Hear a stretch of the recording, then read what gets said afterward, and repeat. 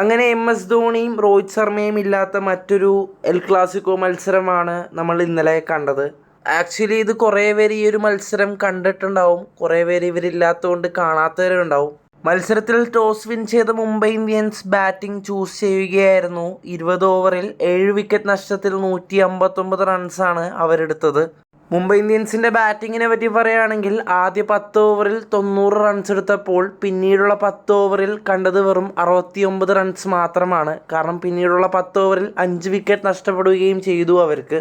Chennai super കിങ്സിൻ്റെ middle over ആയ സമയത്ത് തന്നെ മുംബൈ ഇന്ത്യൻസിൻ്റെ താളം ഓൾമോസ്റ്റ് തെറ്റിയിരുന്നു. ഹർദിക് പാണ്ഡ്യക്കാകട്ടെ ഈ ഒരു മത്സരത്തിൽ 23 പന്തിൽ നിന്ന് 18 റൺസ് മാത്രമേ നേടാൻ സാധിച്ചിട്ടുള്ളൂ. മറുപടി ബാറ്റിങ്ങിനിറങ്ങിയ ചെന്നൈ ആകട്ടെ 11 ബോളുകൾ ബാക്കി നിൽക്കെ 8 വിക്കറ്റിന് മത്സരം ജയിക്കുകയായിരുന്നു. ഈ ഒരു മത്സരത്തിൽ രുതുരാജ് ഗെയ്ക്വാദ് ആകട്ടെ 48 പന്തിൽ നിന്ന് 67 റൺസും കാർത്തിക് ശർമ്മ 40 പന്തിൽ നിന്ന് 54 റൺസും നേടി ചെന്നൈക്ക് വിജയം സമ്മാനിച്ചു. ഈ ഒരു മത്സരത്തോടുകൂടി മുംബൈ ഇന്ത്യൻസിൻ്റെ പ്ലേ ഓഫ് പ്രതീക്ഷകൾ അവസാനിച്ചു. എന്നാൽ ചെന്നൈ സൂപ്പർ കിങ്സിനാകട്ടെ ഇനിയും പ്ലേ ഓഫ് പ്രതീക്ഷകളുണ്ട്.